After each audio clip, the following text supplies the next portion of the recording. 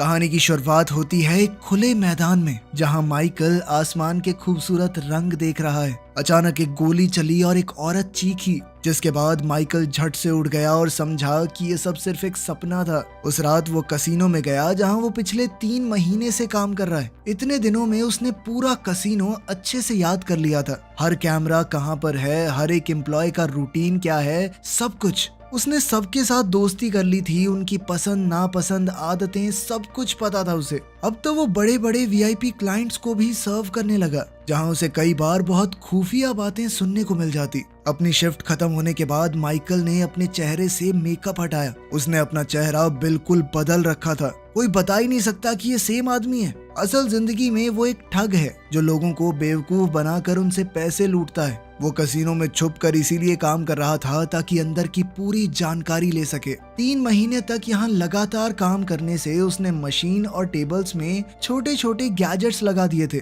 और अब वो ढेर सारा पैसा जीतने के लिए पूरी तरह तैयार था। एक बिल्कुल नई अलग पहचान बनाकर वो कसीनो के अंदर गया और अपने फोन से एक छुपे हुए गैजेट को एक्टिवेट कर दिया, जिससे सभी कार्ड शफलिंग मशीन से अपने आप बाहर उड़ने लगे। फिर वो एक टेबल पर गया जहां उसने अपने मैग्नेटिक डाइस का इस्तेमाल किया। उसने पहले से वहां एक बटन लगाया था जिससे वो डाइस के रिजल्ट को बदल सकता है। फिर वो एक वीआईपी क्लाइंट के कमरे में गया जो कि सो रहा था, क्योंकि माइकल ने उसकी ड्रिंक में नशीली दवाई मिला दी थी। उसके बाद वीआईपी प्लेयर्स को प्राइवेट कमरे में ले जाया गया। तब माइकल ने उस बेहोश किए हुए आदमी का गोल्ड पास और कुछ फैंसी कपड़े चुरा लिए। माइकल तुरंत सर्विस एलिवेटर में गया और कंट्रोल पैनल में अपनी चिप डाल दी।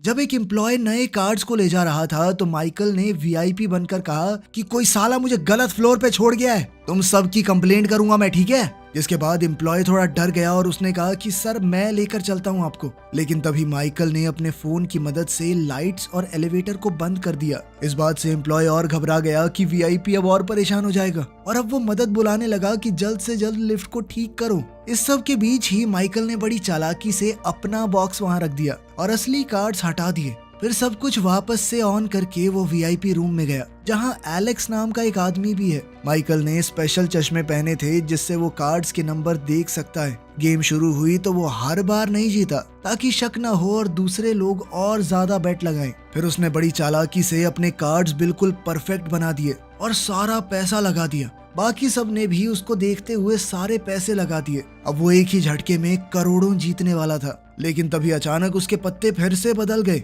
वो हार गया इतनी प्लानिंग के बाद भी। तीसरा प्लेयर जीत गया और उसने कहा मैं अब और नहीं खेलना चाहता। वो पैसे लेकर चल दिया। माइकल को शक हुआ और वो उस आदमी का पीछा करने लगा। उसने कहा तूने चीटिंग किया ना, चल सूटकेस दे अपना। लेकिन अंदर पैसे नहीं, सिर्फ कागज निकले। तभी अचानक से लाइट झिलमिलाई और उस आदमी का चेहरा बदल गया। वो तो असल में वो आदमी था ही नहीं जिसका माइकल पीछा कर रहा था। तभी पीछे से गार्ड्स आ गए और माइकल को पकड़ लिया, जबकि एलेक्स चुपके से वहां से भाग गया। माइकल को एक स्टोर रूम में कुर्सी से बांध दिया गया। एक गार्ड ने उसके मुंह पर मुक्का मारा। कसीनो का ओनर विक्टर भी वहां आया और पैसे मांगे। माइकल ने कहा कि मैं तुम्हारा वीआईपी क्लाइंट हूँ, मुझे मारोगे। इस बात पे तो उसे और मार पड़ी। तब उसने बताया कि वहां पर एक और ठग था, वो पैसे ले गया, उसने मुझे भी पागल बना दिया। विक्टर को उसकी बात पर यकीन नहीं हुआ और उसने 1 हफ्ते का वक्त दिया कि पैसे लेकर आ मेरे पास, वरना तेरा अंजाम बहुत बुरा होगा। इसके बाद माइकल एक छोटे से कसीनो में गया जो रेगिस्तान के बिल्कुल बीच में था। गार्ड्स ने उसे गन पॉइंट पर रोका, पर उनका बॉस लियोन वहां आया और कहा कि माइकल को आने दो, ये मेरा दोस्त है। दोनों ने साथ में ड्रिंक्स ली। माइकल ने देखा कि लियोन के गले में एक नेकलेस है जिसमें वही निशान है जो एलेक्स के टैटू में था। उसने लियोन से उस निशान के बारे में पूछा। लियोन ने कहा कि पहले मुझे अपनी कहानी बताओ, क्या कांड किया तुमने इस बार। जिसके बाद माइकल ने सब कुछ बताया। तब लियोन ने समझाया कि तू एक साइकिक से भिड़कर आया है। बहुत से लोग ये बात नहीं मानते और कई लोग जानते ही नहीं है कि कई ऐसे लोग हैं जिनके पास सुपर पावर्स हैं। वो लोग हम सब के बीच में ही छुप कर रहते हैं। वो लोग एक दूसरी दुनिया में घुसकर इस दुनिया की चीजों को बदल सकते हैं। लियोन ने उसे एक पुरानी किताब दिखाई जिसमें कुछ महान लोगों की ड्राइंग्स थी। उसने बताया कि ये सब लोग उसी दूसरी दुनिया से जुड़े हुए हैं। ये एक ऐसी जगह है जहां सबकी सोच और यादें जुड़ी होती हैं। जो लोग ताकतवर होते हैं वो उस जगह पर जा सकते हैं और वहाँ पर अपनी शक्तियों का अलग तरीके से इस्तेमाल कर सकते हैं। आम लोग भी उस दुनिया में जा तो सकते हैं पर वापस तभी आ पाएंगे जब उनके पास कोई ऐसा इंसान हो जो उन्हें वहाँ से लेकर आ सके। माइकल को ये सब सिर्फ एक मजाक लगा और वो हंसने लगा। लियोन इस बात से गुस्सा हो गया और उसने वो किताब निकाली जिसमें पावर वाले लोगों के नाम लिखे थे। उसने कहा कि जा एलेक्स को ढूंढ और पैसा लेकर आ। दूसरी ओर एलेक्स ने गॉर्डन नाम के एक इंसान से मुलाकात की और उसे सारे पैसे दे दिए। गॉर्डन ने एलेक्स से कहा कि मुझे भी दूसरी दुनिया में जाना है, लेकिन एलेक्स ने मना कर दिया। उसने कहा कि मैं नहीं चाहता तुम वहाँ खो जाओ क्योंकि तुम्हारे साथ बिजनेस करने में मजा आता है, तुम पर भरोसा है। दूसरी तरफ माइकल ने लियोन से पूछा कि क्या इस लिस्ट वाले लोग सच में हैं? लियोन ने कहा कि हाँ हैं, मैंने उनकी पावर्स खुद देखी हैं। इसके बाद माइकल के दिमाग में एक आइडिया आया। वो उन शक्तियों का इस्तेमाल करके एक ऐसी टीम बना सकता है जो किसी भी कसिनो को लूट लेगी। सबसे पहले उसने एरिक को ढूंढा, एक अमीर लड़का जिसके अंदर चीजों को अपने दिमाग से हिलाने की ताकत है, लेकिन वो कोई काम करना ही नहीं चाहता था। फिर उसे टोनी मिला जो कि एक टैक्सी ड्राइवर है और इलेक्ट्रॉनिक चीजों को कंट्रोल कर सकता है। माइकल ने जैसे तैसे दोनों को टीम ज्वाइन करने के लिए मना ही लिया। फिर उसे मिला केविन, एक ऐसा इंसान जो किसी को भी हिप्नोटाइज कर सकता है, जो वो दिखाना चाहे वही सच हो जाएगा। उसे इस वक्त एक मेंटल हॉस्पिटल के अंदर कैद करके रखा गया था। डॉक्टर्स उसकी शक्तियों को लोगों के डिप्रेशन को दूर करने के लिए इस्तेमाल कर रहे थे। माइकल ने उससे कहा कि तुम यहाँ अपनी जिंदगी बर्बाद कर रहे हो, मैं तुम्हें अमीर बना सकता हूँ। जब वो भागने के लिए तैयार हुआ तो नर्स भी उनके पीछे भागी। एरिक ने अपनी ताकत से चीजें उड़ाकर सभी पेशेंट्स को आपस में लड़वा दिया, जबकि टोनी ने अपनी ताकत से एम्बुलेंस को चालू किया और साथ ही गेट को खोल दिया। इस तरह वो सब बड़ी चालाकी से वहां से भाग गए। अगले दिन उन्होंने प्रैक्टिस की कि कसीनो में अपनी पावर्स कैसे इस्तेमाल करनी है। केविन अपनी ताकत से लोगों को हिप्नोटाइज करेगा और टोनी कैमरास को संभालेगा। उन सब की ताकत उस दूसरी दुनिया से आती थी। उस दूसरी दुनिया में जाकर एरिक अपने हाथों से डाइस को हिलाता था, तब वो असल जिंदगी में खुद ब खुद हिलने लगती थी। केविन बर्फ से बने एक इंसान को अपनी ताकत से कंट्रोल करता था और तब असल दुनिया में बाकी सब भी उसके कंट्रोल में आ जाते, जबकि दूसरी दुनिया में टोनी के आसपास एक बिजली का तूफान आया हुआ था और जिस भी इलेक्ट्रिक डिवाइस को वो हैक करता उसकी चिप उसके सामने आ जाती दूसरी दुनिया में। पहला टेस्ट उन्होंने लियोन के कसीनो में ही किया। शुरुआत में तो सब कुछ एकदम मक्खन चल रहा था, पर धीरे धीरे सिचुएशन बिगड़ गई। केविन बात समझ नहीं पाया और उसने गलती से एक एम्प्लॉय को थोड़ी देर के लिए अंधा कर दिया। वो एम्प्लॉय चौंक गया और जो आदमी हारा था उसने बंदूक निकाल ली। बंदूक देखते ही टोनी घबरा गया और कैमरास को संभालने की जगह उनमें शॉर्ट सर्किट कर दिया। माइकल ने दौड़कर उस क्लाइंट को रोका और सबको शांत किया। उसे समझ आया कि हमें कोई बेहतर तरीका ढूंढना होगा आपस में बात करने का, तभी वो सही तरीके से इस चीज को आगे बढ़ा सकेंगे। अगले दिन माइकल एक फ्यूनरल में गया जहां कई औरतें वेरोनिका से मदद मांग रही थी। तब कुछ काले कपड़े पहने आदमी वहां आए और वेरोनिका डर कर भाग गई। उसने अपने हेडफोन्स गिरा दिए जो कि माइकल ने उठाए। जब दूसरी गली से और आदमी आए, वेरोनिका एक पुरानी बिल्डिंग में छुप गई। माइकल ने उसके पास जाकर हेडफोन्स वापस दिए और कहा कि मैं उन आदमियों में से नहीं हूँ। वेरोनिका उससे दूर जाने लगी पर माइकल फिर भी उसके पीछे गया। वेरोनिका लोगों का दिमाग पढ़ सकती थी। उसने सीधे तौर पर माइकल से कहा कि मुझे तुम्हारे प्लान में कोई इंटरेस्ट नहीं है। तभी उन आदमियों में से एक ने उन्हें देख लिया। माइकल ने वेरोनिका को जल्द से जल्द वहां से भागने को कहा और उस आदमी को रोका। दूसरी तरफ गॉर्डन ने एलेक्स के कहने पर अपनी ट्रेनिंग शुरू की। एक दिमाग पर कंट्रोल करने वाले आदमी ने उसे दूसरी दुनिया में भेज दिया। अब गॉर्डन के पास भी ताकत थी लोगों के दिमाग को कंट्रोल करने की। जब उसका दिमाग बेहोश पड़ा था तो उसने एक पेंटर को मजबूर किया कि वो एक फेमस पेंटिंग की कॉपी बनाए। इसके बाद गॉर्डन ने म्यूजियम में काम करने वाले एक आदमी को कंट्रोल किया और कहा कि इस फेक पेंटिंग को असली पेंटिंग के साथ बदल दो।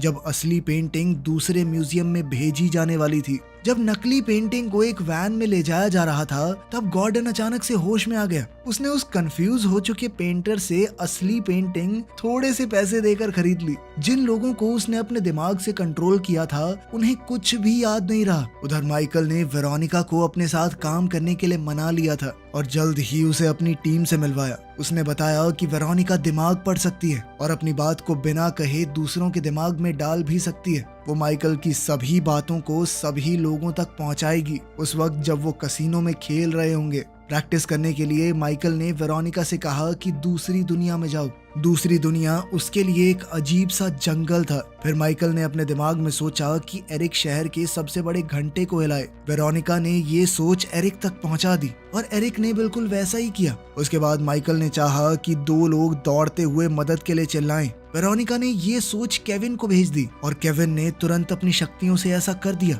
इसके बाद माइकल ने सोचा कि काश टोनी इस सारे एरिया की लाइट्स में शॉर्ट सर्किट कर दे ताकि लोग घबरा जाएं और सारे पंछी उड़ जाएं। आखिर में माइकल ने वेरोनिका से कहा कि सबके दिमाग में डाल दो कि एक भूकंप आ रहा है। वेरोनिका ने बिल्कुल ऐसा ही किया और इन सारी चीजों को साथ में मिलाकर लोगों को यकीन हो गया कि सच में भूकंप आ रहा है। सब लोग भागने लगे, सिर्फ माइकल की टीम वहां पर रही। इसके बाद माइकल ने एक रेस्टोरेंट से कुछ ड्रिंक्स चुरा ली और अपना प्लान समझाया। उन्हें अपना भेस बदल कर कसिनो में घुसना होगा। हर मेंबर अलग टाइम पर आएगा। सिर्फ वेरोनिका माइकल के साथ आएगी, उसकी मंगेतर बनकर। इसके लिए उन्हें अच्छे कपड़े और बढ़िया मेकअप चाहिए होगा। तो सब लोग शॉपिंग करने और स्टाइलिस्ट के पास गए।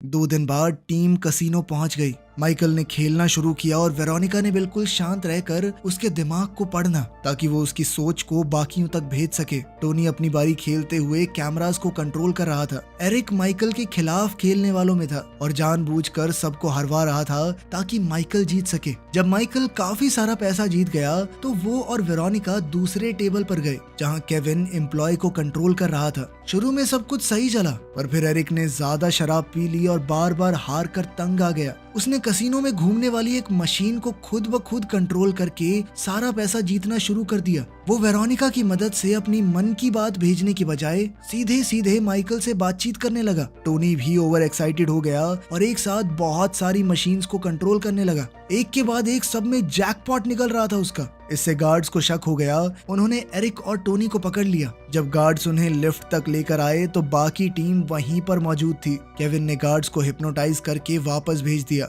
और टीम ने लिफ्ट में छुपकर बात की। माइकल ने उन्हें डांटा और समझाया कि अगर पकड़े गए ना तो जान से मार देंगे ये लोग, तुम जानते नहीं हो इन्हें। अब सबने वादा किया कि आगे से सिर्फ माइकल की बात मानेंगे। फिर वो सभी लोग आखिरी टेबल पर गए। माइकल ने अपने पूरे पैसे एक ही बेट में डाल दिए। केविन पत्ते बांटने वाले आदमी को कंट्रोल कर रहा था और एरिक डाइस को अपने हिसाब से हिला पा रहा था। उनका प्लान बिल्कुल सही चला और माइकल ने एक ही झटके में $10 मिलियन जीत लिए। फिर सब बीच पर गए, ड्रिंक्स पी और आग के आसपास जश्न मनाया। वेरोनिका थोड़ा दूर बैठी थी। माइकल उसके पास गया, कहने लगा कि हमारी काफी अच्छी टीम है, अगर साथ रहे तो बहुत पैसे कमा सकते हैं। लेकिन वेरोनिका ने साफ मना कर दिया। दोनों के बीच झगड़ा हुआ और दोनों ने एक दूसरे को बहुत बुरा भला कहा। उधर एलेक्स ने गॉर्डन के साथ डिनर किया और उसे कहा कि हमें ट्रेनिंग कैंसिल करनी होगी। एलेक्स ने कहा कि जब तक तुम्हें कोई ऐसा इंसान नहीं मिलता जिस पर तुम पूरा भरोसा कर सको, वहाँ पे फंसने का बहुत चांस है। गॉर्डन ने जब माइकल के बारे में पूछा तो एलेक्स ने बताया कि उसने नई टीम बना ली है। ये सुनकर गॉर्डन नाराज हो गया और बोला कि अब उन्हें कुछ करना पड़ेगा। अगली सुबह पूरी टीम कहीं जा रही थी और तभी अचानक एक एसयूवी उनका पीछा करने लगी। टोनी ने उससे बचने की कोशिश की पर तभी एक दूसरी एसयूवी भी आ गई। दोनों गाड़ियों ने उन्हें घेर लिया और टोनी को रोड के बीच में रुकना पड़ा। विक्टर अपने आदमियों के साथ निकला और पूरी टीम को पकड़कर उनके हाथ बांध दिए। माइकल ने कहा कि हमारे पास पैसा है, हम दे देंगे, पर विक्टर ने कहा कि मुझे तुम्हारे पैसे में नहीं, तुम्हारी ताकत के अंदर ज्यादा इंटरेस्ट है। माइकल के पास कोई ताकत थी नहीं, इसीलिए उसे पहाड़ी के किनारे ले जाकर गोली मार दी गई। उसका शरीर पहाड़ी से नीचे गिर गया। बाकी सबने ये देखा तो बहुत ज्यादा डर गए और अपनी दूसरी दुनिया में छुप गए। वो ये नहीं जानते थे कि ये सब कुछ एक चाल है। माइकल जिंदा है और उसे गॉर्डन के पास ले जाया गया, जो कि असल में उसका बाप है। गॉर्डन ने उसके हाथ खोल दिए। माइकल इस वक्त शॉक में था। उसे समझ आया कि उसके पिता ही ये सब करवा रहे थे। गार्ड्स ने उसे पकड़ लिया और गॉर्डन ने कहा कि तू 10 साल से मुझे इग्नोर कर रहा है, इसीलिए मुझे ऐसा करना पड़ा। याद है जब तू छोटा था हम दोनों एक खास दरवाजे के सपने देखते थे। अब मुझे पता है उस दुनिया में कैसे जाना है। थोड़े दिन बाद विक्टर के कसिनो में टोनी, केविन और एरिक को जबरदस्ती एम्प्लॉयज बनाया गया ताकि क्लाइंट्स को आसानी से हराया जाए। एक दिन जब वो अपने कमरे में वापस आए तो देखा कि बाथरूम में एक प्लम्बर काम कर रहा है। वो कोई और नहीं बल्कि माइकल था। उसने देखा कि वेरोनिका वहाँ नहीं थी। बाकी लोगों ने बताया कि उसने विक्टर के लिए काम करने से मना कर दिया था और तब से वो कोमा में है, क्योंकि माइकल की मौत देखने के बाद वो अपनी दूसरी दुनिया से बाहर ही नहीं आई। उस रात टेबल के ऊपर लाइट्स फ्लिकर होने लगी। टीम ने विक्टर को घेर लिया और कहा कि हम ये काम छोड़ रहे हैं। जिसके बाद गार्ड्स ने उन्हें एक स्टोर रूम में बंद कर दिया और एक नए गार्ड को वहां सिक्योरिटी के लिए तैनात कर दिया गया। ये भी भेस बदल के माइकल ही था। उसने सबको आजाद किया और भागने का प्लान समझाया। केविन ने एक गार्ड को मजबूर किया कि वो अपने की कार्ड से लॉक खोल दे, जबकि माइकल ने एक चाबी चुरा कर एलिवेटर को बेसमेंट में ही अटका दिया। आगे के कॉरिडोर में तो लेजर लगी हुई थी। माइकल ने टीम को वहां काम पर लगाया और खुद वेरोनिका को ढूंढने गया। उसने हिसाब लगा लिया था कि वेरोनिका किस कमरे में बंद होगी। उसने एक मास्क पहना और गैस बॉम्ब गिरा दिया वहां पर। गार्ड को ढेर करने के बाद उसने वेरोनिका को उसके कमरे से बचाया। टोनी ने कुछ लेजर्स तो बंद कर दिए पर सारे नहीं। अब इतनी जगह बन गई थी कि एरिक ध्यान से बीच बीच से निकलकर तिजोरी तक पहुंच सकता था। उसने अपनी ताकत का इस्तेमाल करके तिजोरी खोलना शुरू किया। लेजर तो बंद हो गई थी पर अलार्म बज गया। गार्ड्स तिजोरी वाले कमरे की तरफ दौड़ने लगे, लेकिन लिफ्ट काम कर नहीं रही थी और दूसरी ओर एक हिप्नोटाइज्ड एम्प्लॉय उन सब के ऊपर गोली चला रहा था। गार्ड्स ने हमला करके उस हिप्नोटाइज्ड आदमी को गिरा दिया और जल्द से जल्द कॉरिडोर में घुस गए, लेकिन तब तक एरिक ने तिजोरी खोल ली थी। वो सब अंदर घुस गए और दरवाजा बंद कर लिया। विक्टर ने अपने आदमियों से कहा कि जैसे ही ये लोग बाहर आएंगे उन्हें मार दिया जाए। तभी माइकल ने बताया कि प्लान तब तक खत्म नहीं होगा जब तक वेरोनिका नहीं जाग जाती। सबने उसे समझाया कि अगर तुम उस दुनिया में गए इसे बाहर लाने के लिए तो मर भी सकते हो, तुम्हारे पास शक्तियां नहीं है। लेकिन माइकल ने फिर भी जाने का फैसला किया। केविन ने अपनी शक्ति से उसे हिप्नोटाइज करके दूसरी दुनिया में भेज दिया। माइकल एक सफेद सी जगह पर पहुंच गया जहां उसकी जिंदगी की सारी चीजें तैर रही थी। उसे बीते हुए कल की आवाजें आ रही थी। माँ की मौत, पुराने इलीगल काम, जेल का समय, सब कुछ याद आ गया उसे। जल्द ही उसे वेरोनिका की आवाज भी सुनाई दी, जिसमें उसने माइकल को एक खुदगर्ज इंसान कहा। एक दरवाजा आया और माइकल उसके पार चला गया। वो एक बड़े से मैदान में जा गिरा जहाँ कई दरवाजे हैं और आसमान के रंग बहुत खूबसूरत। ऐसा लग रहा था एक तूफान आने वाला है, तो वो एक दरवाजे के पीछे छुप गया। वो तूफान बहुत तेज था, लगभग उसे मार ही देता, लेकिन माइकल ने अपना हाथ उठाया और तूफान रुक गया। एक इशारे से उसने पूरे तूफान को जमीन पर गिराकर मैदान साफ कर दिया। फिर माइकल जमीन पर बैठा और वेरोनिका की यादों पर ध्यान दिया। अचानक जमीन फटने लगी और वो मैदान शहर में बदल गया। माइकल सीढ़ियां चढ़कर ऊपर गया और देखा वेरोनिका आसमान के रंग देख रही है। जब उसने पास जाने की कोशिश की तो देखा कि उसके आसपास एक फोर्स फील्ड है, एक अदृश्य ताकत जिसे वो नहीं तोड़ सकता। उसने जोर जोर से धक्का दिया और चिल्लाया, लेकिन वेरोनिका ने जवाब नहीं दिया। फिर माइकल ने सोचा कि अपने दिमाग से उस तक बातें पहुंचाने की कोशिश करता हूँ। इससे बिल्डिंग्स नीचे गिरने लगी और वो एक खाली जमीन पर बारिश के नीचे आ गया। वो फोर्स फील्ड अभी भी वेरोनिका के आसपास उसकी सुरक्षा कर रही थी, लेकिन अब वो माइकल की आवाज सुन सकती है। उसने कहा कि वो असली दुनिया में वापस नहीं जाना चाहती, क्योंकि वहाँ उसे किसी से मतलब नहीं है, कोई उसका इंतजार नहीं कर रहा। माइकल ने समझाया कि मैं जिंदा हूँ, लेकिन वेरोनिका ने उसकी बात पर विश्वास नहीं किया। तब माइकल ने उनकी पहली बार मिलने की याद भेजी। दोनों भागे और जब माइकल छत पर आया तो उसने वेरोनिका से कहा कि तुम्हारे पास कोई और हो ना हो, मैं जरूर हूँ। वेरोनिका ने माइकल का हाथ पकड़ा और दोनों एक मैदान में वापस आ गए जहाँ हर तरफ दरवाजे थे। उन दोनों ने एक दूसरे को चूम लिया और फिर वेरोनिका एक दरवाजे से चली गई, जिससे वो असल जिंदगी में जाग गई। माइकल के लिए ये पहली बार था, इसीलिए उसे खुद अपना रास्ता निकालना होगा। फ्लैशबैक दिखाया गया जिसमें हमें पता चला कि गॉर्डन ने माइकल को इस दूसरी दुनिया के बारे में सब कुछ सिखाया था और वो चाहता था कि माइकल उसका पार्टनर बने, ताकि दोनों बाप बेटा मिलकर इन दरवाजों का इस्तेमाल करके दुनिया को लूट खाएं। गॉर्डन ने उसे कंपास दिया और मदद भेजने का वादा भी। अभी वर्तमान में माइकल ने देखा कि एलेक्स एक दरवाजे से आ रहा है और वो उसके पीछे चल दिया। एरिया धीरे धीरे कसीनो में बदलने लगा। माइकल ने एलेक्स के पीछे जाके वहाँ उन दोनों की मौत का सीन देखा। एलेक्स ने माइकल को समझाया कि किसी के दिमाग में कैसे घुसते हैं। अब माइकल ने आगे का प्लान बना लिया था। वो अचानक से तिजोरी में जाग उठा और कहने लगा कि वो पैसे लेकर निकल रहे हैं। टोनी ने लॉक को डीएक्टिवेट किया और दरवाजा खुल गया, लेकिन कॉरिडोर में कोई भी नहीं था, बिल्कुल खाली। तब पता चला कि जब माइकल दूसरी दुनिया में था तो उसने विक्टर के दिमाग में घुसकर उसे ऐसा भरोसा दिला दिया कि टीम तो पैसे लेकर पहले ही भाग चुकी है। जिसके बाद विक्टर ने अपने गार्ड्स को कहा कि जल्दी से बाहर जाकर उन्हें ढूंढो, और यही वजह थी खाली कॉरिडोर की। इसके बाद तो टीम बड़ी आसानी से पूरे पैसे लेकर वहां से निकलकर भाग गई। वीडियो पसंद आई तो लाइक कर देना, चैनल को सब्सक्राइब कर लेना। मिलते हैं अगली वीडियो में।